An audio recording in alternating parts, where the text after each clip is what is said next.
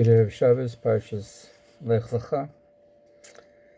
There are few cries in the Torah as poignant as Avram's at the advanced age of 70 or 75 after being promised great reward and protection by God, when he says,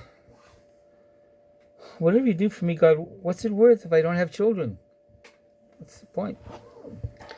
The ultimate value in Jewish life, the reason for which we were chosen as a people, is a continuity of children following in our wake. Maasei Avos Siman Labanim, the deeds of the parents, of the forefathers, are a signpost and a prototype, an archetype for the children. Have you ever noticed how people who've lived together for a long time, they begin to look like each other?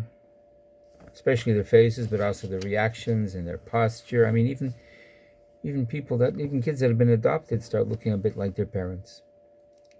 How many times have you ever caught yourself in a particular pose and suddenly realized, oh my, that's exactly the same as my father, my mother used to do it, And how many times do we as parents catch our kids reflecting attitudes and behavior patterns that we wished we had changed? That's what usually gets us defensively self-righteous with our kids. We form our kids, and for their sake, hopefully we reform ourselves. We need to demonstrate the integrity and the value system, the appreciation of our Jewishness, that we hope our children are going to emulate. And that's not something that can be handed over to a school, to a shul, or to any other institution. A previous Lubavitcher Rebbe, the Rebbe Rashab, once stated that as much as it's a mitzvah to put on tefillin every day, it's incumbent on a parent to devote a half an hour each day to their children's development, thinking about what can be improved and how to implement those improvements. Otherwise, the garden of our children runs amok and subject to the vagaries of every passing influence. And we said it before, if you tell your child to go to shul or go study, when he grows up or she grows up, they'll tell their child, go to shul or go study. Whereas if you go to shul when you can, if you do put on tefillin, you do eat kosher, you do sit and learn, you do give tzedakah, well then maybe they'll do likewise. Shlomo Carlebach talks about Shalom Aleichem, and he teaches that when we sing that song of Shalom Aleichem and welcoming the angels, who are the real angels in our lives? Our children. Shalom Aleichem during the week when we're struggling with lift schemes and household budgets and whatnot, our homework perhaps, our kids are just that, they're kids. It's kind of hard to maintain a lofty perspective. But then comes Shabbos, the holy Shabbos, and as we leave our davening, hopefully at shul, but whether it may be at home, but we're feeling somewhat elevated as we finish davening, somewhat sensitized, and we see our children, and we're conscious of our dreams and our hopes for them, and they are angels. And then we sing Boachem L'Shalom. Come, children, come to the table. Come show me what you learned today in school. Tell me about your dreams. Come fill the house with nachas and with peace. And then we sing Baruch Honi L'Shalom.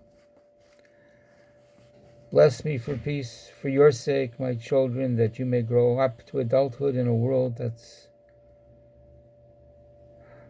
full of harmony and goodwill, that you can live a life that's not plagued by fear. I have a responsibility to do all I can to produce such a world, and to do all I can to ensure that you, as children, are at peace with yourselves and with your heritage. And Seischem L'Shalom, go toward peace.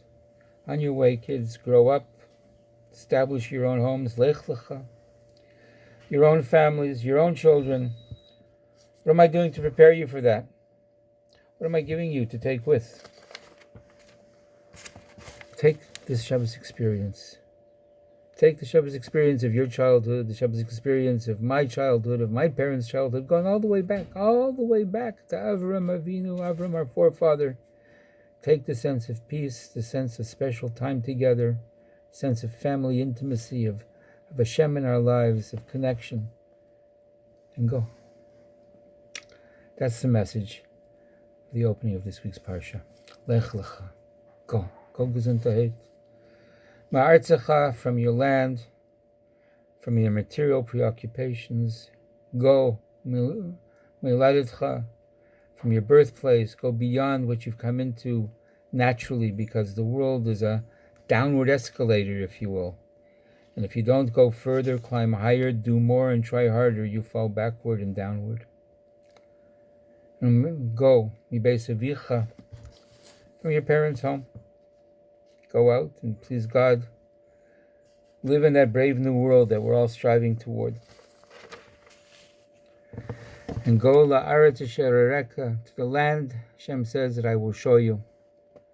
And so we bid our children to go. Go, and may the beauty of Shabbos and the presence of God go with you.